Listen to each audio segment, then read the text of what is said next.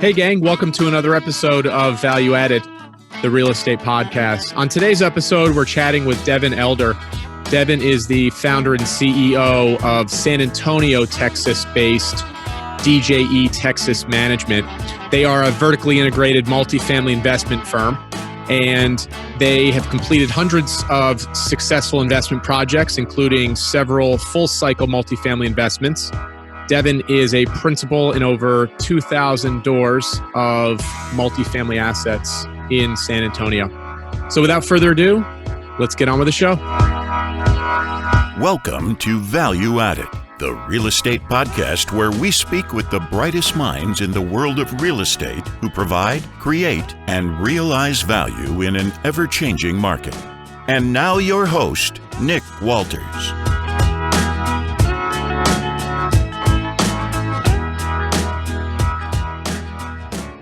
Well, listen, Devin, thanks for coming on today. Really appreciate it. I see all your great background there. You got your DJE management. Are those assets that you're managing or part of your portfolio behind you? Yeah, they've got kind of a little mix. You know, we've got one of our larger assets here. This is actually our office that I'm sitting in right now, and it was under construction. So I kind of picked a few that tell the story of the company. And I'm not a fan of the virtual backgrounds. You know, I like the real deal. I like the creativity of them, but I don't like when my, like my ears are being covered by, the beautiful ocean or vice versa. Yeah, I mean, there's bugs in those, but I do think they're creative. I like them, but I mean, my background is all, this is all just, fun memorabilia of mine. Yeah. Dating back to high school. That looks like the real deal behind. I mean, that is not a fake background, man. That is not a fake background. Yeah. But, well, again, thanks for coming on. So, we're talking about the story of DJE. What is the story? Tell us how you got started and where you guys are today. Yeah, when I was a little kid, I grew up in a trailer, and now I own hundreds of millions of dollars of apartments. That's the short version. I think growing up poor, for lack of to put it bluntly, gave me a lot of drive. I think I had a lot of anger around that, and that turned out to be a good thing. Just to be fully transparent, I can look back on that and appreciate that drive. I actually worry about my kids because I'm like, what are they going to be driven by? They live a fantasy life, and they don't even know it because they don't have anything to compare it to. So I've got some ways I try to work on that. But really, I went to college, got a corporate career, realized I wanted to be an entrepreneur. It took me a few years to find that was going to be real estate. And once I found that, kind of a classic deal, I plunked down $10K to join a mentorship group, started buying single family rentals. And man, once I got a taste of that, I really went on a tear, did a lot of houses. Oh my gosh. And then at some point, like a lot of people said, this doesn't scale real well. I don't want to own 1,000 single family houses, but I knew some guys that owned 1,000 units of multifamily.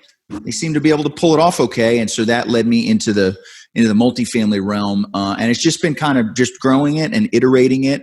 I left my corporate job in 2015, and that's when things really took off once I could focus all my energy on it. Gotcha. So the time that it took you to build that sizable single family portfolio was how long? 2.5 years. I call it just grinding it out, man. Burning the candle at both ends. Married, 3 kids, wife stayed at home, single provider for the household. Had a great corporate job, actually about as good as it gets. No complaints, other than it wasn't the entrepreneurship that I wanted. But 2 years of meeting the title escrow officer at Starbucks to sign documents, closing documents at 7 a.m. Go to work. Go on my lunch break to go check on a rehab across town, go back to work, meet another escrow agent at Starbucks at 5 o'clock to sign some sale docs. I mean, it was just constant working. I don't know about the hours per day or per week, but working all the time for about 2.5 years. So back then, I'm sure that the process of putting together that single family portfolio, in your eyes, it probably felt you were very accomplished, right? When did the light bulb go off to tell you that, instead of owning these hundreds of single family homes, I could own a couple multifamily properties and do 80% less of the work? When did that light bulb go off? Yeah, it's funny. I did feel very accomplished. I remember one specific day I was driving, on the highway downtown San Antonio, and I just closed my third rental. And I remembered feeling like, man, I own this town. Not only do I have my own house, I own 3 other houses in this city. It was like mind blowing to me that I could do that. But I was fortunate through a mentorship group that I alluded to earlier to be exposed day one to these guys that had the bigger portfolios. And so I was very fortunate in that, I didn't really start with any capital in this business. So I started with single family because that was pretty low barrier to entry in terms of capital. But from day one of being introduced to real estate investing, there were guys I could point to, guys that I could shake hands with and talk to that owned multi 200, 300 unit apartment complexes, and several of them. And that just really was always my goal. It just took me a few years to get there. And it was kind of a capital and confidence thing, right? It was like, these guys are, 25-year veterans with careers, and they've got some money and they've got some experience. They can go right out and buy an apartment complex. I was not in a position to when I started, but it was always my goal to end up there. And it just took a few years to get there. So how did you position yourself to finally get in that game? It was very, I guess looking back, it happened fast, but it felt slow at the time. All these single families. And then I bought a 6-unit apartment complex on the south side of town that I ran myself. I bought it with no partners, just me and the bank. And that gave me the confidence to say, okay, I'm in a multifamily deal. I did it. I signed the leases on Sunday out there on the car, and I was doing everything. And then after that, I was confident enough to take the next step, which was to partner with 2 other more experienced folks on a 75 unit. And that learned a ton of stuff there, mostly learned things that I didn't want to do. Right. And because we were self-managing. And then after that project, I bought a 130 unit as a sole sponsor. And so it was 6 units, partner on a 75. And then that 130 unit was kind of my taking off point for the multifamily world. And big help for me was that for my single family portfolio, I've been raising private capital for a number of years. This guy that I met at a meetup loans me $150K for 6 months. I pay him 11%. And we do it. And I said, okay. And I ended up doing dozens of those. And so I kind of ran the numbers and said, well, I've raised millions of dollars. It's just been one little deal at a time. And that gave me the confidence to kind of get into that 130 unit where we raised $2.45 million. Gotcha. Regarding your partnerships, what were your biggest takeaways with the partnerships that you eventually found, and getting into the multifamily business, which is a huge difference from the single family business? What were those takeaways when you first got into that part of the business? Yeah, on that 75 unit, I don't think I was very diligent in making sure the partnership was going to be a fit. I just wanted in. I didn't care. Get me in that deal. I don't care. Let's do it. And kind of blindly going into it. So, I may have done that different, but it was a stepping stone. It was fine. I think that the key takeaway with partnerships is no overlap, right? So if you've got 2 or 3 partners and this guy's supposed to be doing this and this guy's supposed to be doing that, but there's some overlap, it's going to cause a lot of chaos, too many chefs in the kitchen, etc. I like partnerships where it is extremely clear roles and responsibilities. So, I'm a limited partner in a lot of deals. I love it. I'm very clear on my role. Write the check, stay out of the way, right? And then we're the sponsor on a lot of deals, and we're very clear that I call the shots, I run the show, and that, there's no overlap there. So I think that's really important for partnerships, no overlap. And then also complementary skill sets. Some people are great at raising capital and marketing. Some people are great at analytics, operations, et cetera. So, if you're going to partner up, I think that's important to understand that. What I decided was I don't want to really have partners to the extent possible in the multifamily business. So I'm the sole owner of DJE, and that's kind of how I like to keep it moving forward. So let's talk about DJE and your business plan. You're a principal investor, but are you also managing other assets as a third party? We're not. So we started our management company. We're vertically integrated. That was a great decision born out of a lot of pain, but turned out to be fantastic. I love having our management company. We've got a awesome guy running that company. But we've made the conscious decision not to take on third-party clients because, let's say you're taking 3% of revenue on an asset. We're spending so much time hiring and training, and they could fire us in a month. For 3%, I really don't want any part of that. Talk to me in 2 years. Maybe our management company is more mature and we can grow as a third-party manager. But frankly, we have our system so dialed in. I would rather just go buy another $20 million asset and have our management company run it than deal with a bunch of clients, a bunch of different personalities. I just don't think it's a fit, at least at this point in time. With regards to your management company and managing the current portfolio that you have, what are the biggest challenges with maximizing the total lease up, the daily operations of those assets? I think it's always people. So if we get the right people on the bus, so to speak, and in the right seats, to reference Jim Collins there, we're going to win. The challenge is, I think, when we get somebody new in the door that's just not a fit for whatever reason, and we spend a lot of, like any company, spend a lot of time and energy onboarding, and then lose them because it's not a fit. That's tough, right? That's painful. And then on site, I think it's kind of all your classic multifamily stuff, right? Trying to keep delinquencies down, trying to compete within the submarket, just kind of those things they're going to be perpetual in the multifamily business. Tell us about your portfolio and the types of assets that you have under management currently. Yeah, so I was having lunch with our insurance broker a couple of weeks back, and he said you have a very homogenous portfolio, and the insurers like that. So I thought that was accurate. Everything we have is in San Antonio, Texas, where we're based.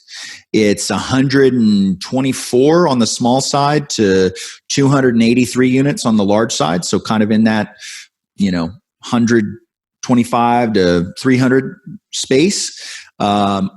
Almost exclusively what we would call B and C assets. So 1970s, 1980s assets.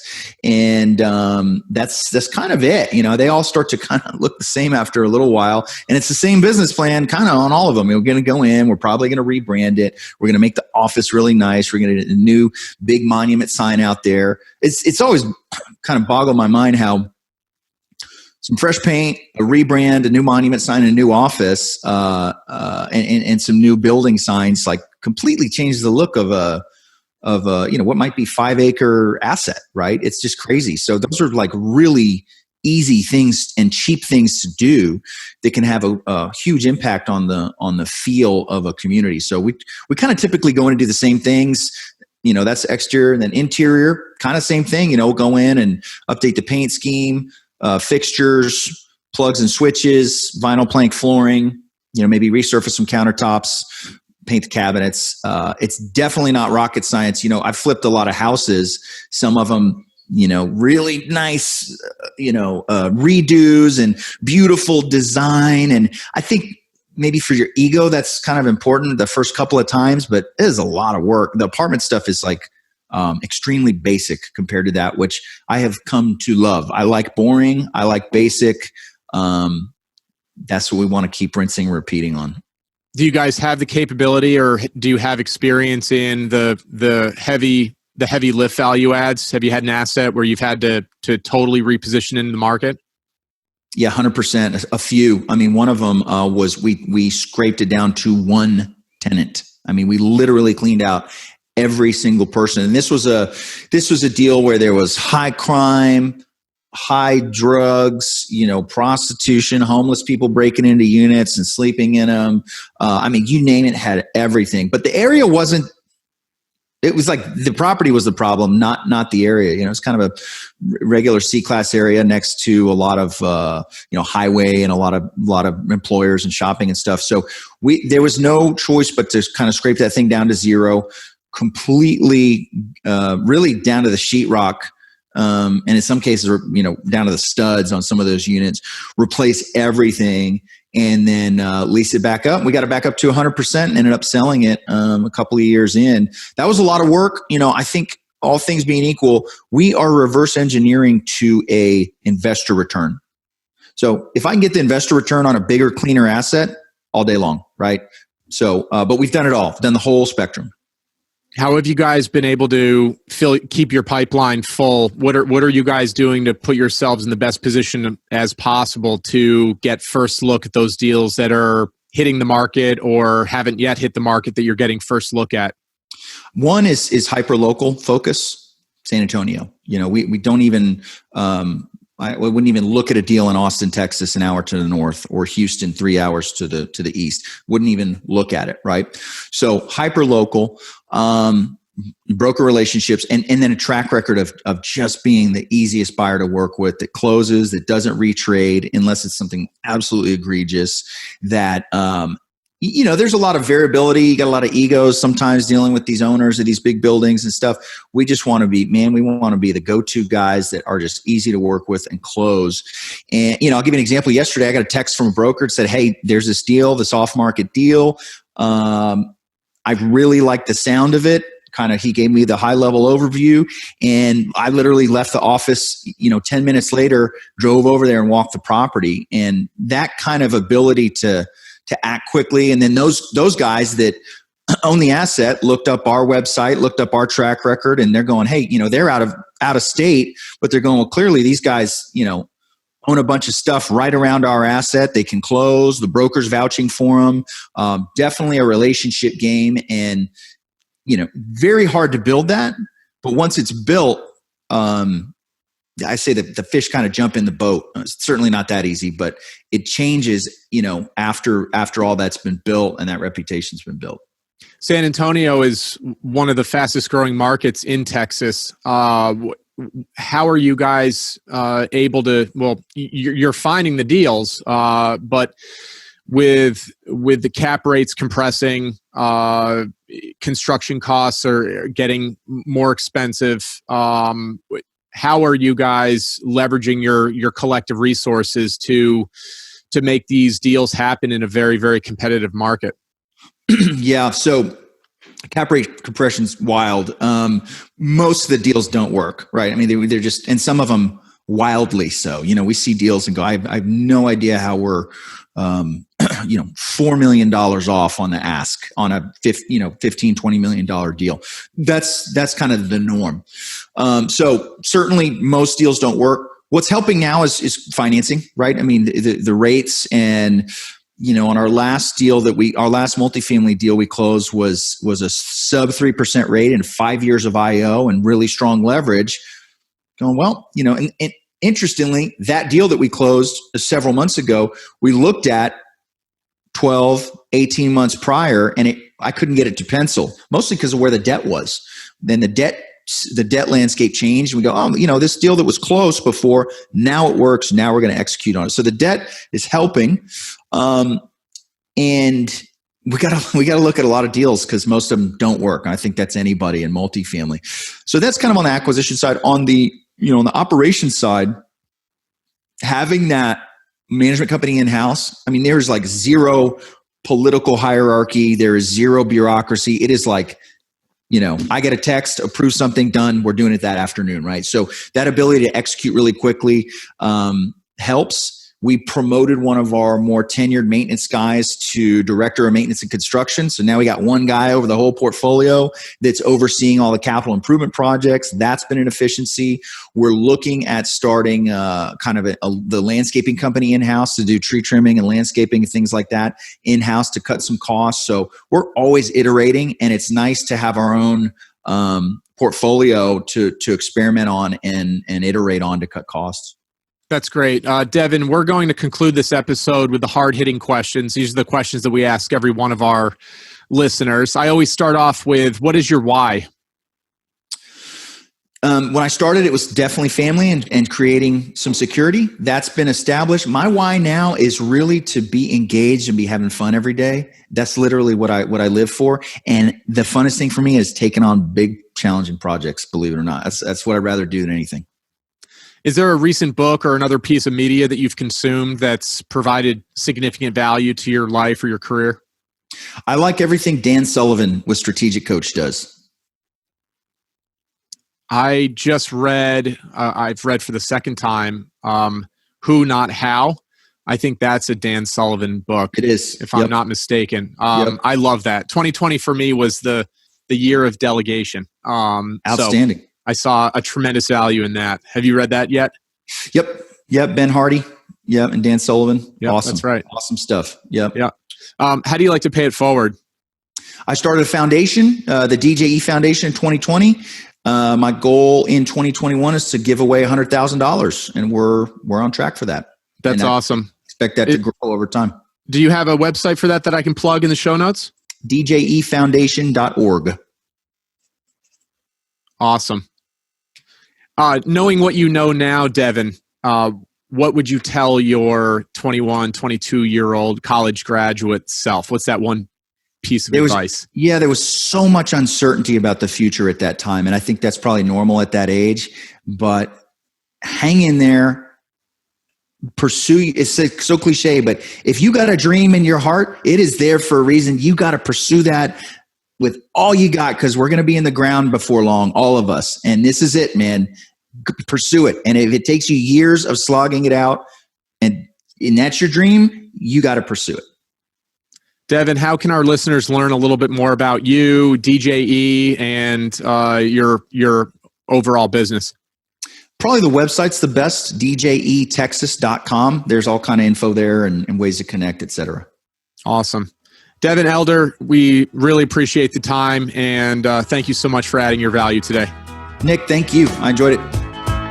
Thanks for listening. If you enjoyed this episode, please make sure to leave a rating and a review, which will help us introduce the podcast to other listeners. Also, don't forget to subscribe to our YouTube channel, which will give you access to other episodes you may have missed. Lastly, if you'd like to learn more about investing alongside us, then head on over to valueaddedpodcast.com. Have a great day, and we'll talk to you next week.